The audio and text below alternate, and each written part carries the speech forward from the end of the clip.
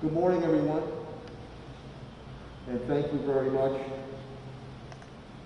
again for viewing in. And I want to thank Dr. Robert Bruce, the Chief Medical Officer for Mercy Hospital, Trinity Healthcare. He'll be giving the full report today, not only for Mercy, but for Dr. Mark Fairweather from Bay State Health Systems, and I appreciate Dr.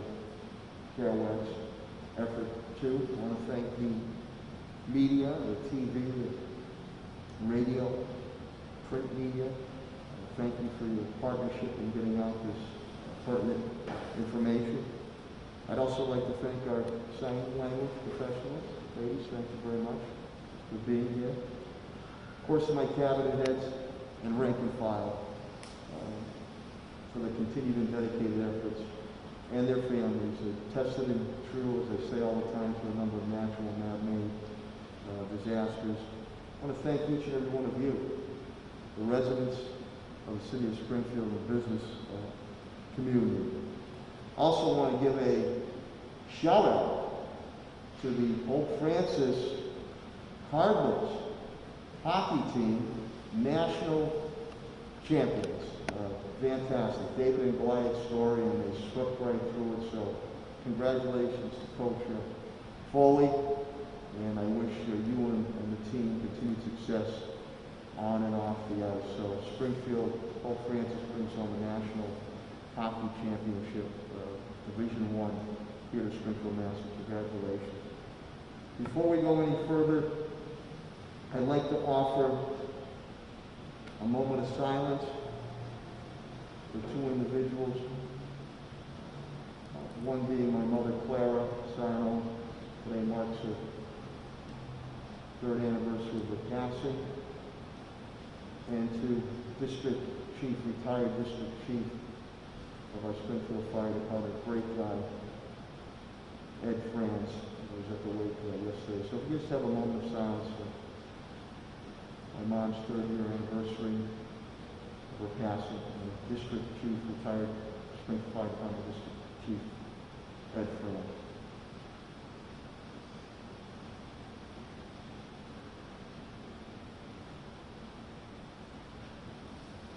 Thank you very much.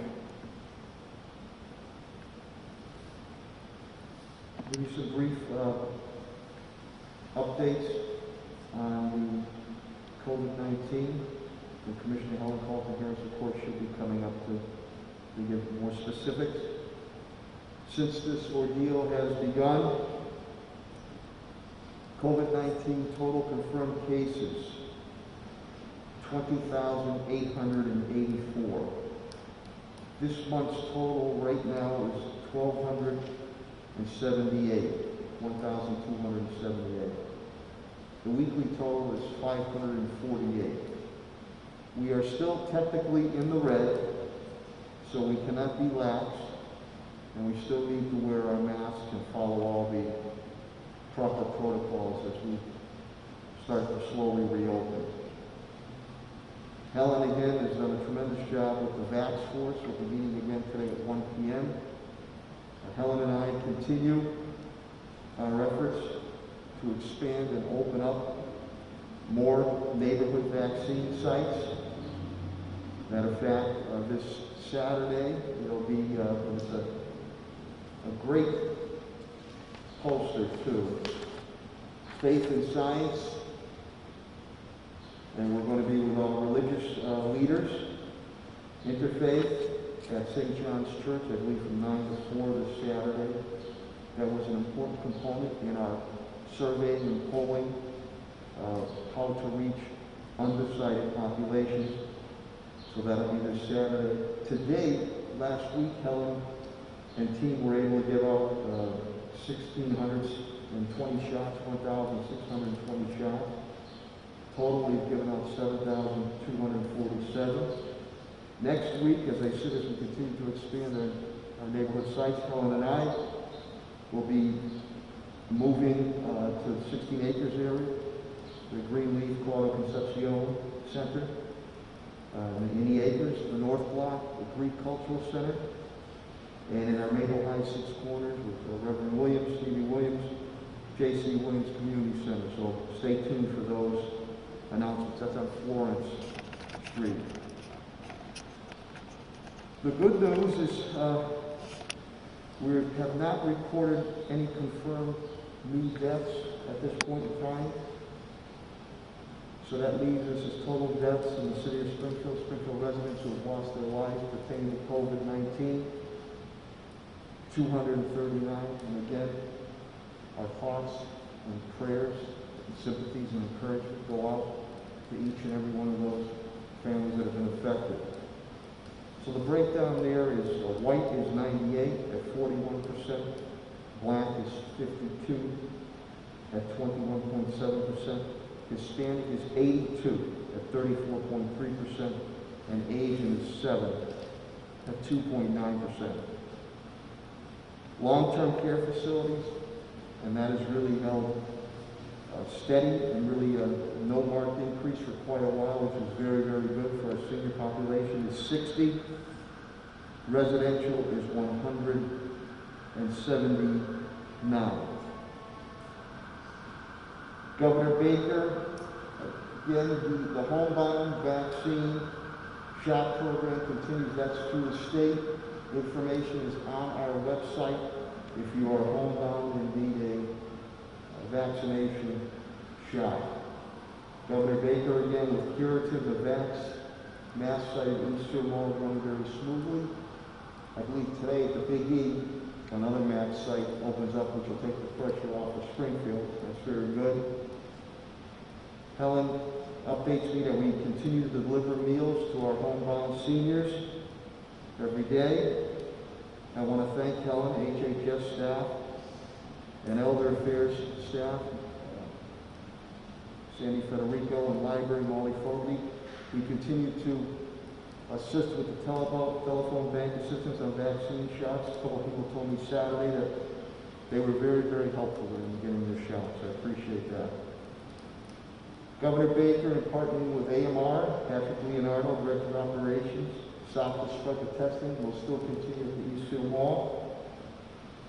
Oasis Food Pantry will now, the new home will be up at the Eastfield Mall at the old Sears Automotive Building, just before you get into the Eastfield Mall. And I'm very thankful to the Eastfield Mall and John Foley, Food Bank West Massachusetts. So that's go.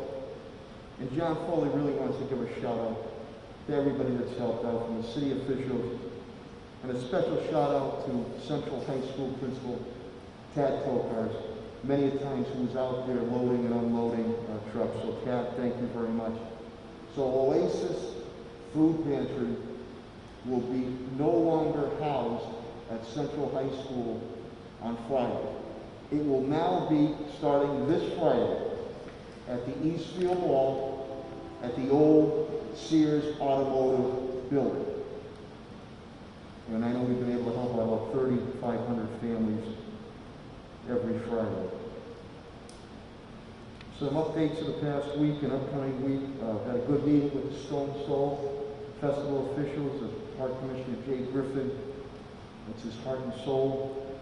Retired Rep. Ray Jordan, Police Commissioner, Community Airborne Commissioner C. Jackson, City Council's President Marcus Williams, City Council Marl Brown, and City Council Melvin Edwards also joined in as we are looking to be supportive and hopeful that a Stone Soul and many other activities can move forward in some fashion. That is the premier African American or Black festival in New England, and it's just a great time for all pre-colors and backgrounds up at Blount Park. I want to once again thank Congressman Neal, Chairman Neal, Ritchie. He spoke again. He's facilitating a meeting with the Treasury Department for my team this week as we get to crossing the T's and dotting the I's on the rules and regulations on how that stimulus money can be spent. And at that point in time, once that is confirmed, I will make an announcement of the plan and how we are going to move forward on projects and needs and to build back our resilient city of Springfield. I want to commend Gladys Iola and my CAFO TJ Plant. Gladys and her team down at Elections, Commissioner Iola has done an outstanding job. They're in need of voting machines. We are going to encompass that in this year's budget. We'll have state-of-the-art new voting machines, and that is so vitally important so we get any and all of our residents out there to vote and make sure that we continue to open up democracy to each and all. So, Gladys and TJ, thank you very much. I had a really enjoyable evening, Zoom or virtual, with Link to Libraries, bedtime stories, and I read one of my favorite books, Home Run for Bunny Talaferro. That's a 3014 that went down to Gastonia, ahead of Jackie Robinson, Rosa Parks, and Dr. Martin Luther King, who stood up for what was right. And ironically, that was read on Jackie Robinson Day, too. Really heartfelt event, a sneaker donation in memory of Peyton Smith. The Smith family came down from Vermont. He died at a very young age, at 18, 19 years old with cancer, God rest his soul. But he was called, which we call a sneakerhead. And they formed a foundation, and we are at Brightwood School with Principal Jose Escarano and parent facilitator Emily Cruzado, who did a great job. And we gave out hundreds and hundreds of sneakers to our students at Brightwood School. So to the Smith family, from the bottom of my heart, thank you so much. The kids were just absolutely thrilled. This week we do another Habitat for Humanity house at 39 James Street. Something near and dear to my heart. I use city home funds for that. Put another good family in a house, on a street, on a corner, in a neighborhood. So I look forward to that. Earth Day is this Thursday. We'll be celebrating that at MGM, an event. They've won the U.S. Building Green Award, so we'll be there for Earth Day. That monstrosity of MCDI is finally going to start to come down. Work starts, prep work for demo starts today, and then we'll be out there when the demo starts in the near future. So that monstrosity and public safety hazard to our fire, police, neighborhood, and even to the kids, the arsonists that go in there, is going to come down. As I stated before, no neighborhood should have to live with that, and it's going to finally come down. AIC basketball locker room, and he was such a good guy. Frankie Apadazano, South End boy, teammate of Henry Payne and Moose Stronzik. He passed away suddenly, unexpectedly last year, and we just had celebrated Henry Payne retiring of his number. They went to the national championship. They're going to rename the locker room, basketball locker room, on behalf of Frank Apadazano. I wanted to mention that because he was just a really humble and genuine guy and a well-respected educator. So that's fantastic. And God rest his soul. On the police update, Commissioner Clapper indicates to me that there's nobody out with COVID-19. Knock on wood. Police department and fire department had to go to 11 overdose cases last week. They saved 11 individuals who overdosed with Narcan, police and fire. Thank you for that. I know the families appreciate that, and hopefully those individuals get the help they need. Mr. Clapwood also indicates to me they took 15 more guns off the street last week. Today, we'll be involved with a conference call with Secretary of Public Safety, Tommy Turco of the state, as we brace for a decision on the Derek Chauvin case with the tragic loss of Mr. Floyd, George Floyd. And we'll be prepared, again, as we were before. We do not mind any type of peaceful protest, but I will not tolerate any type of vandalism, looting, fires, or attacks to the residents and the business community of the city of Springfield. So we will be prepared as we were before if something is to arise, but we will do our due diligence once that decision is rendered. DOJ meetings continue, and I'd just like to make a brief statement pertaining to the court ruling of the Board of Police Commissioners. As I have stated before, we expect that this dispute about my authority as mayor and the authority of the City Council regarding the Springfield Police Department will be resolved in the Massachusetts appellate courts. We are following that process. That said, and I hope that the City Council recognizes that the issue here involves something much more important than either my power and authority or theirs. What it involves, and what of course must be addressed, is the interest that all of us want in a very effective, highly professional, and properly accountable police department. It goes without saying that is what Springfield deserves. That's always been my objective.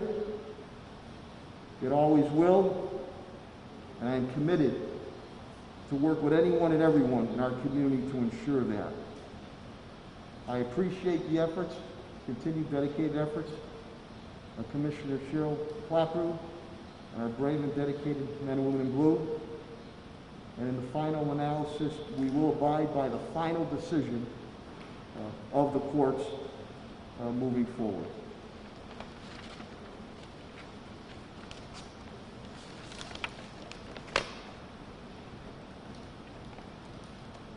On the fire front, Commissioner Calley indicates to me that there's only one down with COVID-19. Things are running very smoothly. He does indicate there's a heightened awareness of brush fires today, so they'll be aware of that. DPW, Director Signoli indicates to me nobody is down with COVID-19. Again, if you venture in any potholes, please call 311. Street sweepers are out there, yard waste. Pickup continues on your recycling days. I want to thank the media for getting the message out. Director Signoli indicates to me that we're nearly all caught up on CDL drivers, so thank you on that. He is still in need of traffic light technicians. Also, DPW, as we work with our small business, especially restaurants, will be starting work today, outdoor dining on 4th Street and on Worthington Street. Superintendent Ward unfortunately cannot be with us today, but I do have some of his report. Meals, we have served 7,110,158 meals to our students and families since the start of COVID-19. That's breakfast, lunch, and dinner. The weekend, we served 61,300. School reopenings have gone very, very well. Low infection rates. And as a matter of fact, some of his brief updates. COVID positive cases for students April 12th through the 15th. This is out of 24,000 students, 49. And as Commissioner Helen Colton Harris states, very, very minuscule percentage. Total for staff, 8. That's out of 5,000 staff. As I stated, reopening the hybrid is going very smoothly. Grades 7 and 8 will begin on Monday, April 26th. Full reopening dates, pre-K to 5th grade, May 3rd. Grades 6 to 8, May 10th. We are awaiting word from Education Commissioner Riley on high school. We assume that that might come about high school students going back sometime in mid-May. That's what we assume or estimate.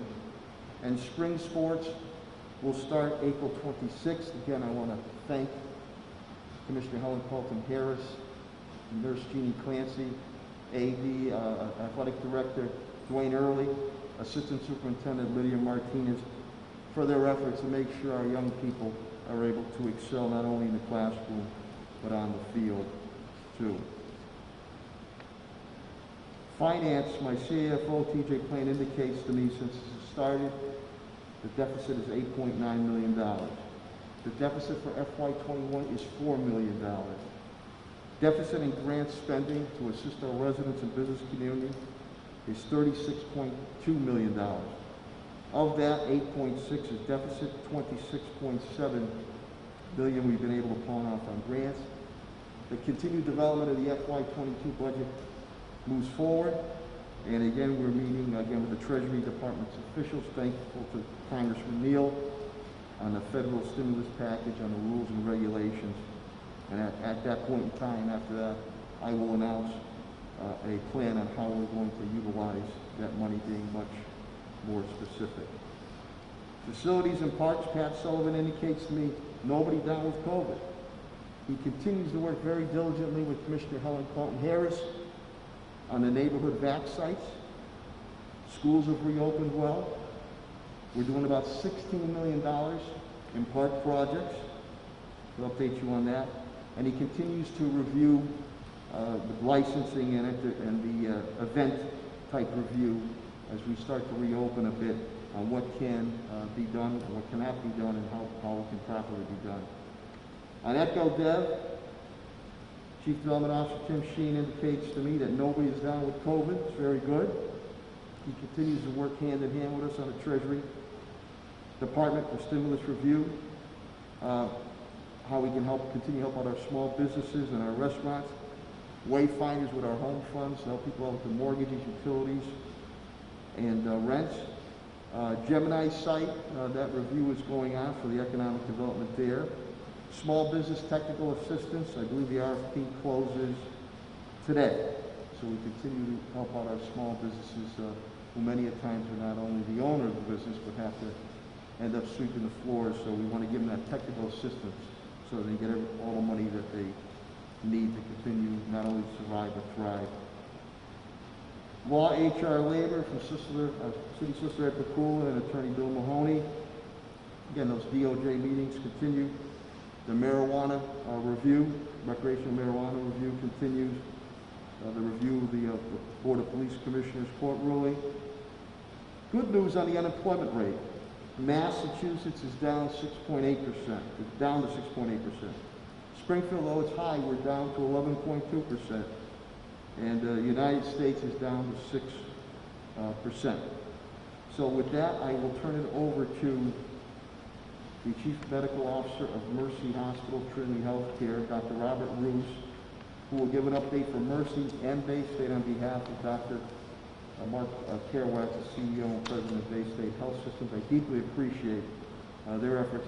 After his update, as we usually do, so he can get back to his important duties, he'll take any questions or comments you might have. Dr. Robert Roos.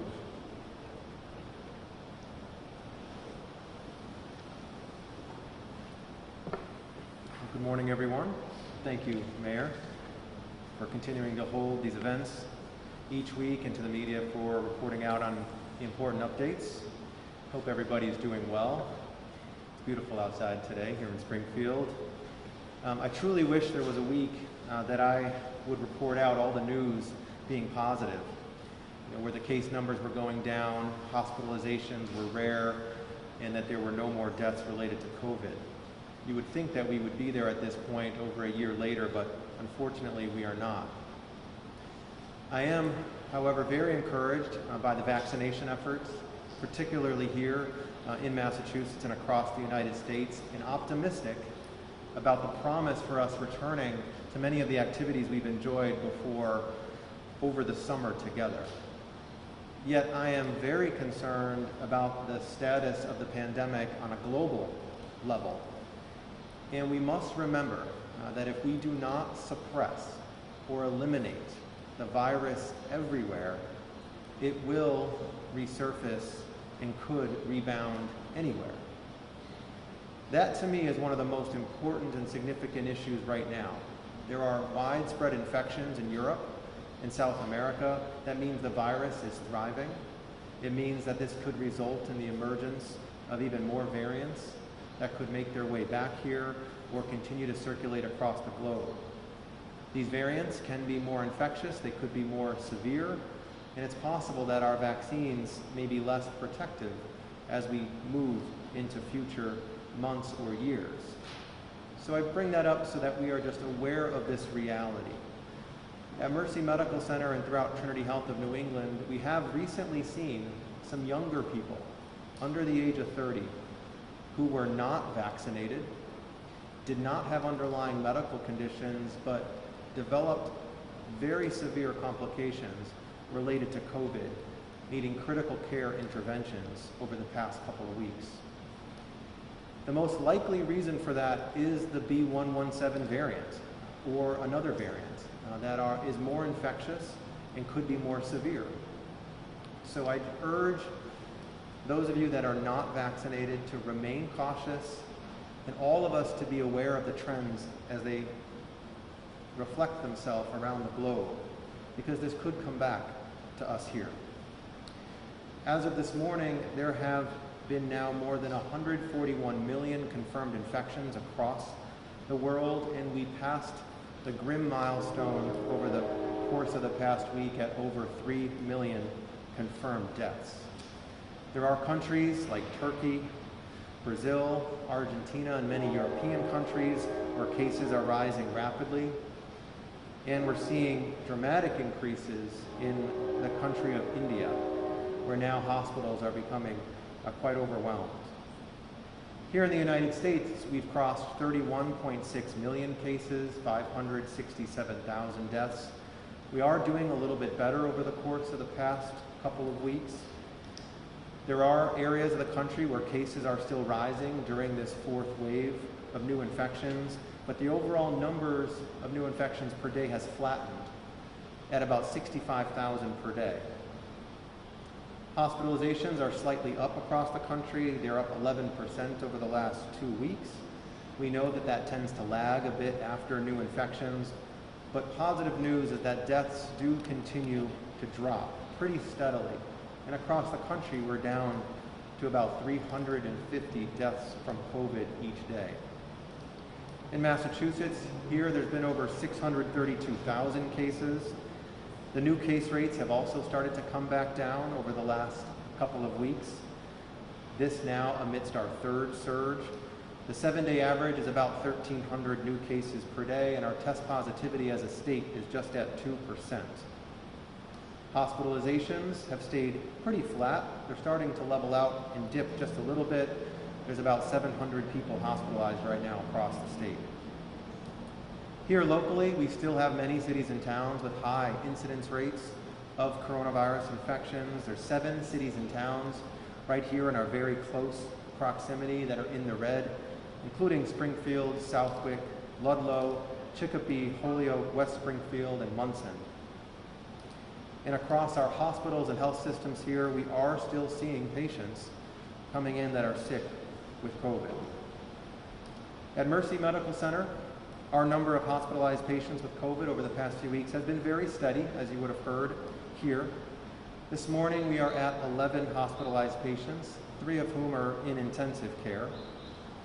Our test positivity rate did drop a little bit to 4.5%, but we are continuing to see patients present in all of our clinical areas with COVID, like our emergency departments. At Bay State Health, they are currently treating 73 patients in their hospitals with COVID across the entire system. That's 57 here at Bay State Medical Center in Springfield and 16 at the other facilities. 18 of the hospitalized patients are currently in critical care. And the test positivity rate at Bay State Health over the past week has also been at 4.5%.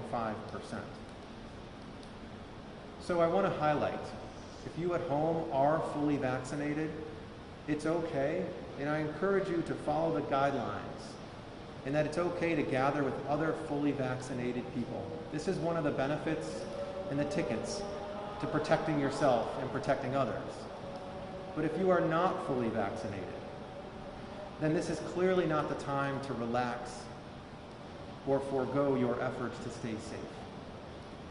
At Mercy Medical Center, we have taken safety to be of the highest priority this entire year, and even now, with more than 50% of people having received one vaccine, we are yet to change any of our significant policies to keep you safe, including testing or the way that we treat patients within our facilities. We continue at this point to test all of our admissions for the coronavirus before they're admitted to the hospital. We continue to test all of our patients prior to any surgeries, and we are still treating patients with COVID in separate areas than those without, regardless of people's vaccination status. I anticipate that we will get to a point over the next month or two where some of those policies will change as the rates of vaccination status amongst more of the community increases. The good news is that we are not seeing very many infections at all amongst people that are fully vaccinated. It's not impossible, but it is very uncommon. And when we have seen patients test positive despite being fully vaccinated, it's been in situations where symptoms have either been very mild or non-existent. That is proof of the effectiveness of the vaccines. That is what we expected, and the evidence is bearing that out each and every day. It's incredibly encouraging at the hospital and throughout the community that the vaccination efforts are picking up pace. As of yesterday, all across the United States, all eligible individuals aged 16 or older are now eligible for vaccination. More than 50% of people across the of adults over 18 have at least received one dose across the country. According to the CDC, that's more than 212 million vaccines that have been administered, and over 85 million people have been fully vaccinated here. That's including over 80% of the population over the age of 65 having now received at least one vaccine, and 2/3 of those 65 and older being fully vaccinated. So we are definitely making progress. In Massachusetts, over 5 million doses have been administered, and over 2 million people have been fully vaccinated, which represents about 36% of the adult population here. As was mentioned, we have more sites opening up each week. Today, the Big E opens up as a vaccination center here in Western Massachusetts. And the message that we continue to hear is that the supply of vaccine will continue to increase, and that there will be increases in the Pfizer allotment to account for any of the slowdown caused by the pause on the Johnson & Johnson vaccine. At Mercy Medical Center, we continue to provide about 1,100 vaccinations each week, using only Pfizer for both first and second doses. As of today, we've provided over 15,700 vaccines, and more than 7,200 have been fully vaccinated at our clinic. At Bay State Health, they've provided a total of 68,297 vaccines and have fully vaccinated over 32,000 people across their sites. In terms of some vaccine news over the past week, there have been quite a number of different updates. As many of you know, use of the Johnson & Johnson vaccine was paused by the CDC and the FDA, so a deeper review of the data could be done and some recommendations could be made. That pause on the administration was prompted by the discovery of 6 cases of a rare blood clot occurring in the brain that occurred amongst women aged 18 to 48 after receiving the Johnson & Johnson vaccine. Now, it's not known at this point definitively if the vaccine was the cause of the condition, but it was noted to have occurred in combination with low platelets and was significant enough to warrant some additional review. To this point, I want to highlight a few things. First, this important association between a potentially serious event and this particular vaccine is extremely rare. These 6 events were noted after about 7 million vaccines of Johnson & Johnson variety had been administered in this country. When we compare this to some other things, that actually puts it at less likely than being struck by lightning in a given year, and far, far, far less likely than having contracted COVID, getting a serious complication, or dying from the disease, which we know is probably 1 in the hundreds. Secondly, the fact that these conditions were identified and that the pause was initiated is very much a sign that we have a robust safety program here in the United States in place. All across the country, now hundreds of millions of vaccines have been administered. Data on side effects or adverse events is reported, gathered, and tracked on a daily basis. And it allows the CDC and the FDA to review new information regularly. So while this particular condition is a serious one and it would bring concern, it is very reassuring to me that there's a mechanism in place that we have to review it, to halt it, and then provide additional recommendations as would be warranted. So for the public and all of us, this pause really should give us the confidence in the system that we have that puts safety first and foremost. If you have received the Johnson & Johnson vaccine in the past 3 weeks and you have developed any symptoms that would be of concern, such as a severe headache, leg swelling, or shortness of breath, please do contact your provider or seek out medical care. Our clinicians at the hospitals are very much aware and attuned to this, and we can assess for this complication or any of these concerns with some very simple tests in some cases. If you've received any vaccine and you develop any sort of adverse event or symptoms, we always would encourage you to report them directly to the CDC through their vSafe application, which can be downloaded.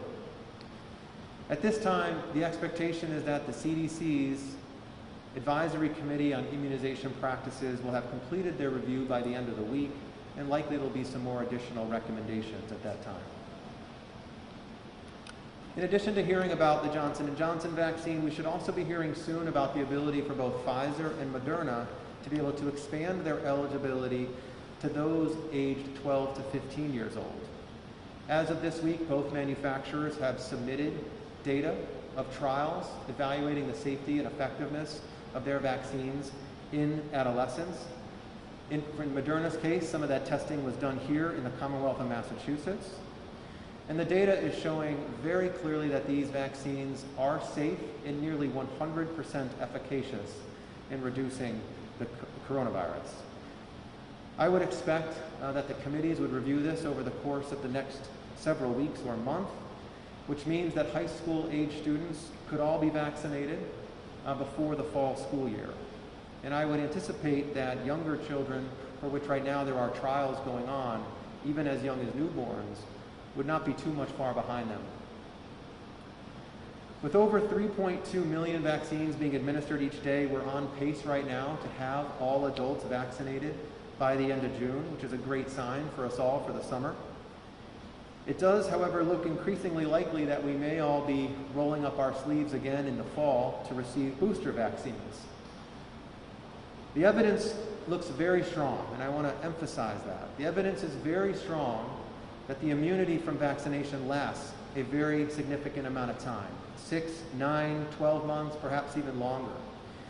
But the real consideration here that would be driving the use of boosters within the course of the next year is that with the number of new infections across the globe, it's likely that boosters will be needed to target any emerging variants that would be circulating for which the initial vaccines may have less efficacy.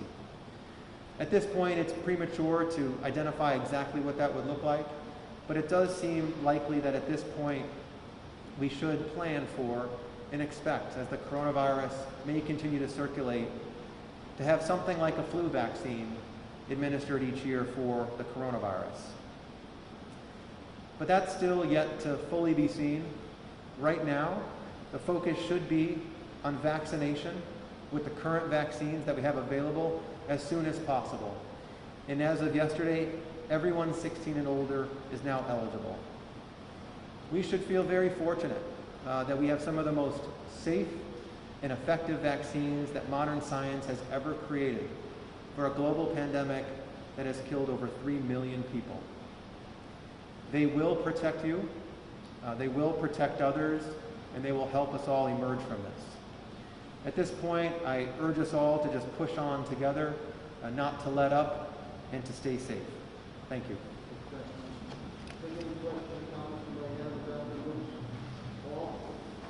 Doctor, the New Hampshire ended its mask mandate last week.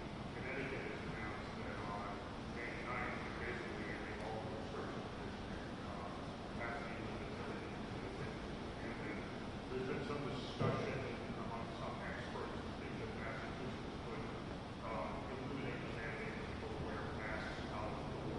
What do you think about all this? Is this too soon? Are we rushing this?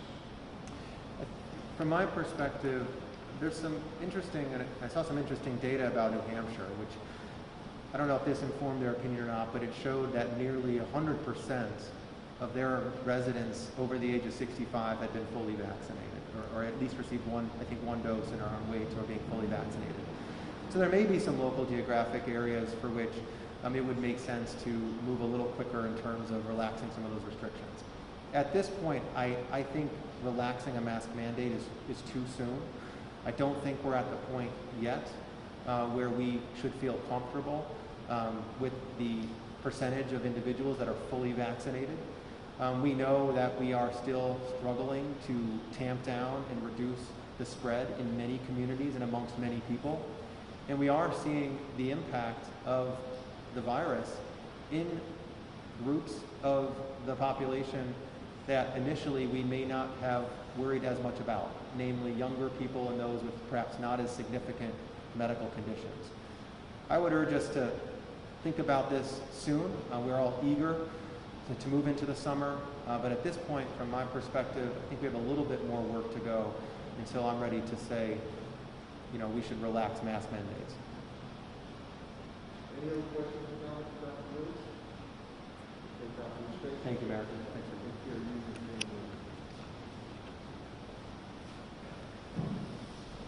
Before I bring up Commissioner Helen Carlton Harris, I also want to give a shout out to Focus Springfield. They've been great. Half vaccinated, Carrie Josue, Brendan, Johnny Abbott, thank you very, very much. And as I look at Commissioner Cheryl Clapper, the Deputy Chief Rupert Daniel, I forgot we did a Massachusetts Military Support Foundation event Saturday morning, Eastfield Mall.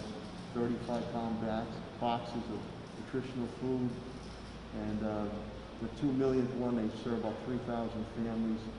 And Deputy Chief Rupert Daniel was there to help out, and City Council President Marcus Williams, and City Council Jesse Letterman. It was great camaraderie, and we helped out a lot of families. So thank you to the Massachusetts Military Support Family Foundation. And Eastfield Mall, Jessica Burrows, too, for allowing us to do that. Without further ado, the Health Commissioner of the City of Springfield, Helen Carlton Harris. Thank you, Mayor Sarno. This is the data update for this week. The cases by day: Sunday 78, Monday 71, Tuesday 87, Wednesday 94, Thursday 63, Friday 85, and Saturday 70. The cases by age: 0 to 10, 76, 11 to 20, 128, 21 to 30, 110, 31 to 40, 94, 41 to 50, 57, 51 to 60, 49, 61 to 70, 24, and 71 to 89, 81 to 91, and there were 0 from 91 to 100. The cases by zip code: 01, 2 cases, 0%. 03, 5 cases, 1%. 04, 100 cases, 18%. 05, 38 cases, 7%. 07, 30 cases, 5%. 08, 80 cases, 15%. 09, 140 cases, 26%. 18 to 46 cases, 8%. 19, 36 cases, 7%. 28, 4 cases, 1%. 29, 24 cases, 4%. And 51, 43 cases, which is 8%. The cases over the last 6 weeks, 3/7, 326, 3/14, 310, 3/21, 546, 3/28, 486, 4/4, 521, 4/11, this week 548. We have increased by 27 cases.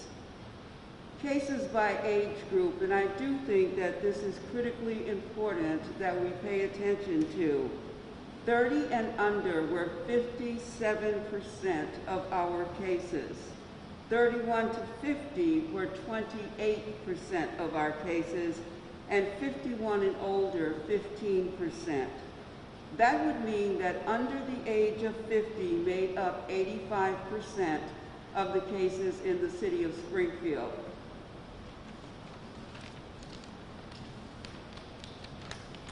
Cases by race: unknown 26%, other 27%, Black, African American 18%, white 28%. I asked that the other category not be Latinx this week. What I noticed over the last week is that there are individuals being advised to register as another race other than what they are. And so I know that that number is skewed, so I'm not going to report it this week. I'm in the process of working with that institution to fix the data, and hopefully we will be able to report accurately to you next week. Line graph, 1,278 cases. This week, the City of Springfield Department of Health and Human Services is doing our second dose clinic. There's one going on right now at St. John's Congregational Church. On Thursday, we will be at the South End Community Center. On Friday, we will be at Harena. On Saturday, we will be doing 2 clinics, one at Boland, and then the interfaith clinic that we will be doing at St. John's Congregational Church.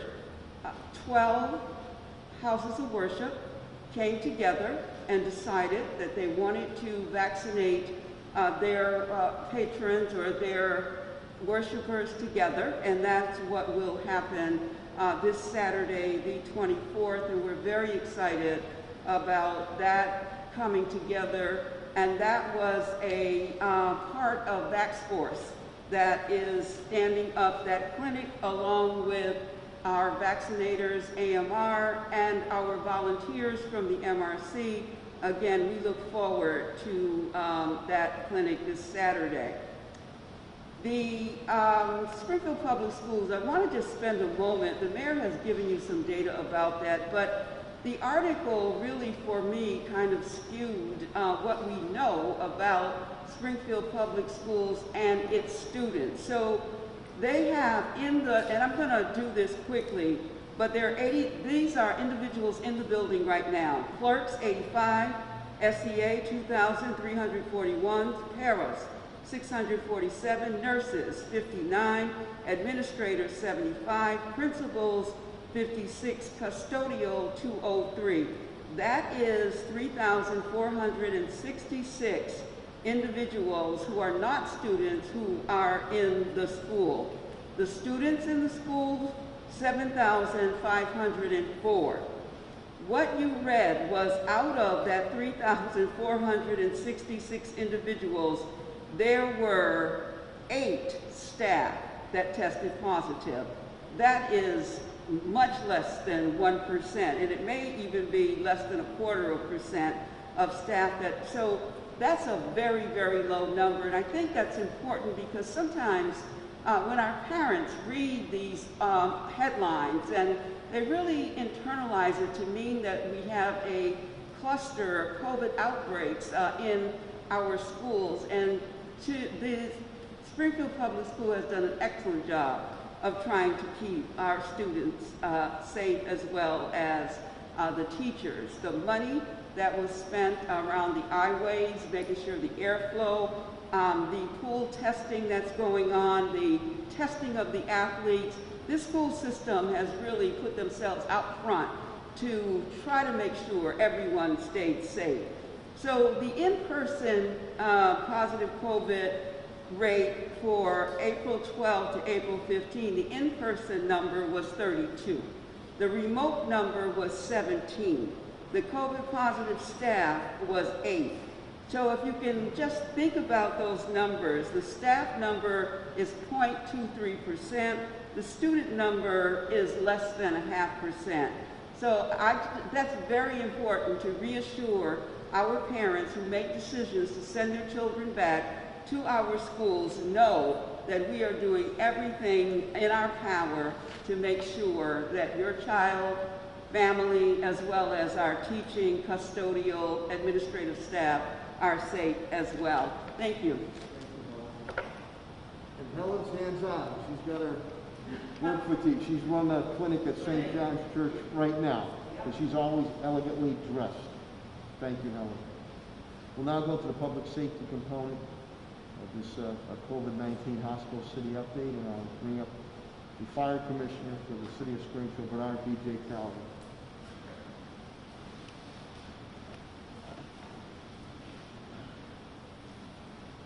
Thank you, Mayor. Good morning, everybody. This week at the fire department, we currently only have one person out with COVID positive test results. They're finishing up their quarantine. We expect them to be back at work this week. Other than that, there is an elevated fire danger for today for those people living in the urban interface area around the city where the parks are and there's green vegetation. The fire danger is increased in this area due to the dry conditions, low humidity, and somewhat elevated wind today. So please be careful in these areas whether you're disposing of smoking material or cooking outside. Remember, there is no open burning in the city of Springfield, so open burning for other than purposes of cooking is illegal in the city of Springfield. That's all I have this week. Thank you. Thank you, Commissioner Calvin. And we'll now bring up the police commissioner for the city of Springfield, Cheryl Clapper.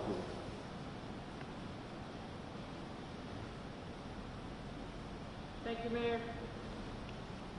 The police department currently has 0 out with COVID. Over the weekend, officers responded to 11 overdose calls. 8 times, officers utilized their naloxone to revive the subjects. The other 3 times, the naloxone was used by other people. We are noticing a tick up in the overdoses, and last week we did come across fentanyl 2 or 3 times, and that's a dangerous substance for the officers and anyone in the area. We have called in the fire department, and Commissioner Calvi, thank you for your help with the fentanyl calls. In the past week, officers recovered 15 more firearms during arrests. At 11:30 this morning, Deputy Kent and Captain Duda will be on a conference call for me with the Secretary of Public Safety, State Police, and the National Guard. And the conference call deals with the response to whatever the Darren Chauvin verdict should be. If we're expecting any issues whatsoever, we'll be well prepared for whatever comes our way. Thank you, Mayor. Thank you, Mr. Clapper. We'll now bring up the Director of Department of Public Works, Chris Signola. Dr. Signola, please.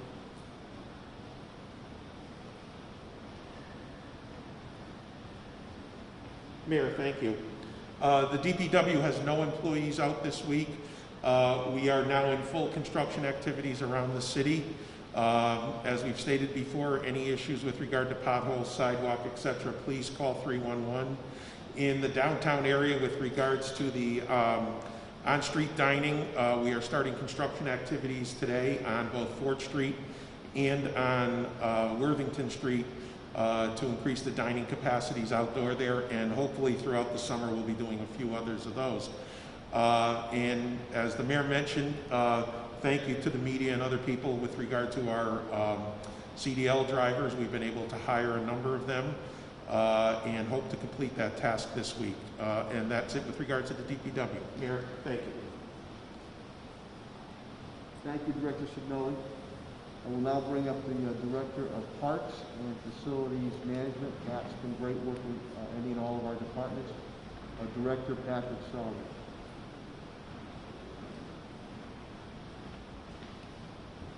Thank you, Mayor, for your continued support.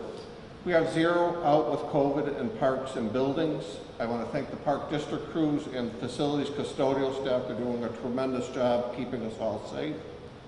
The past 2 weeks at our schools went very well. We continue to monitor all building systems through our EMS management systems. We are working with our Commissioner of Health and Human Services on the additional vaccine sites, and she'll be announcing more specifics shortly in that matter. I've also been working closely with Helen and our law department. I want to thank Ed Pakul and Kathy Breck for working with Helen and I. We've completed the additional guidance that will go along with the park permit. So it's not the usual step where you could fill out a park permit and then 24 hours later you're approved. You will fill out a form, you will read the guidance that we've condensed from around 50 pages down to 4 pages just to make your life a little easier. And then you will complete a COVID application form. We want you to be sure that you understand the restrictions that have to be put in place for your event to keep your people attending the event safe. Helen and I will meet on a weekly basis to review these requests, and the overall goal is not to stop events, but we might have to pause events. And while we are in red, we are all working hard to bring our city back to yellow and hopefully green shortly, and to keep the citizens safe so we can eradicate COVID-19. So we would appreciate everyone's understanding. We're going to work with everyone to do events this year, but they will have to be this extra step of a COVID form. Thank you.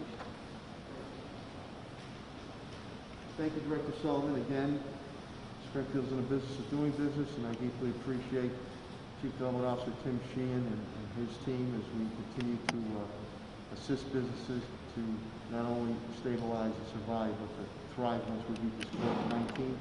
The Chief Development Officer for the City of Springfield, Tim Sheehan. Thank you, Mayor. The Development Services Department has got zero out with COVID. Treasury announced on April 14th the creation of a new office to oversee the coronavirus relief programs. The office will be headed by Jacob Liebenoff. He was an economic advisor to President Obama, and they will be responsible for coordinating the distribution of $420 billion of the rescue package, including state and local government aid, rental and homeowner relief, and small business assistance. The city welcomes this direct focus by Treasury on these specific programs as they are critical to our collective recovery. The new Treasury office will also manage the existing aid programs set up as part of the CARES Act and other corona relief legislation passed last year. The Internal Revenue Service will still primarily manage direct payments and the expanded child tax credit, among other major relief provisions. SBA is preparing to launch the $28.6 billion Restaurant Revitalization Fund across the United States over the next few weeks. I encourage local restaurants and food truck owners to contact their bank of record or accountants to get a jump on this funding assistance. Last week, as the mayor indicated, the Massachusetts unemployment rate dropped again down to 6.8%, the lowest rate in a year. Back in Springfield, the RFP for the third-party nonprofits to provide direct technical assistance to small businesses is due tomorrow. We continue to advance the training and tuition pilot for CDL training for low moderate income residents of Springfield. Asbestos abatement began this morning, as the mayor indicated, on the MCDI building. That process is expected to last 6 weeks, and then demo of the structure will begin. The review committee has advanced to interview the Home City Development, Inc. regarding their response to developing home ownership opportunities on the Gemini site. OPED and community development staff have had a positive conversation with HUD regarding its review of the city's $5 million Section 108 loan guarantee related to the implementation of the Main Street Convention Center master plan. Staff continues to work with the Mass Gaming Commission staff in its review of this year's mitigation grant for the same area. Thank you.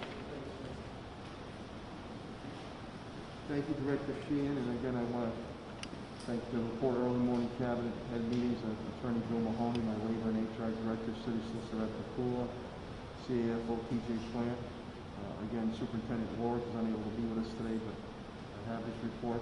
At this point in time, I will open it up to any questions or comments you might have of my cabinet as myself. Yes, Paul? Quick question for Pat Sullivan. Sure. Pat, Director Sullivan, please.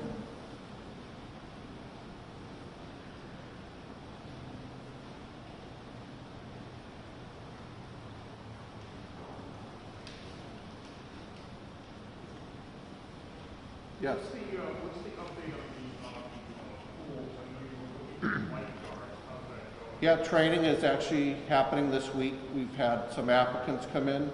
The city has posted our summer job applications by the end of last week, so we'll encourage everyone to either sign up to be head rec leaders or lifeguards for our summer enrichment programs.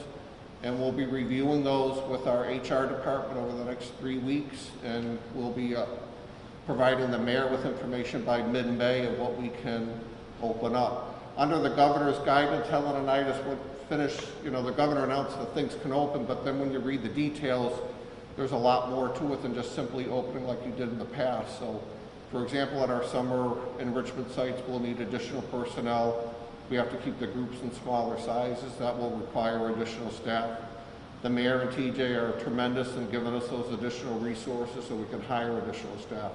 So the amount of locations will all determine on our applicant pool and how many we can staff at each location per the governor's guidance. That's correct. So our goal is to open up to 6 summer enrichment sites, our Camp Star, Angelina campsite, and the pool sites. And the number of pools in 5 Mile Deconic will all depend on the number of applicants. In terms of how you'll be operating pools, I assume there will be some capacity limits, right? There will be, yes. Are you going to do like a time definition sort of thing where people can You will be allowed to 30-minute in, and then you'll wait, and then we'll have a rotation basis at each of those locations. So that way everyone has a fair chance to use the pool. So if you want to like make a reservation to use the pool or not? We haven't thought that we've needed that so far. We'll develop that so we think we can handle it on site without a reservation. And you said mid-May, you will announce what the actual... Mid-May, that'll give us a good 5 to 6 weeks to work with HR to vet all the applicants, make sure they have the proper training for the positions, and then we can assign them to the locations and then advise the mayor of how many sites that will allow us to operate. So at this point, would you tell the people, the residents of Springfield, that they look forward to having some of their summer recreation Yeah. that they couldn't last year? Yeah, the mayor over a month ago said that was our marching orders. He wanted things open this summer, get through the guidance, and that's what we've done. So the next step now is to see how many people are interested in working for us this year. We are getting calls, and that Bill Mahoney and his team do a great job getting us applicants, so I think it's going to come together. Thanks, Director Sullivan. Any other questions or comments at all? Yes, there is none. Roll call. I don't know if this is for you or for Helen, but mask mandates are dropping in Connecticut soon. Is that something we might see here in the foreseeable future? I'm going to bring Helen up, but I'd have to say no. But I'm going to bring Helen up to speak about that. I think it's still essential that we should still follow the mask mandates in protection of yourself and your family, especially when you're out in public. But I'm going to let Helen speak about that more. I didn't hear the question, I apologize. About if we're going to relax or stop the mask mandate. Connecticut, they're dropping theirs pretty soon. Will we even the same or take a little while longer? The city of Springfield will continue to follow the guidance from the Commonwealth of Massachusetts, and right now, masks are still a mandate. The city of Springfield has its own mask mandate. We will not relax that until we see that the numbers of coronavirus cases are significantly dropping. But we will also follow the guidance of DPH as well as the Commonwealth of Massachusetts.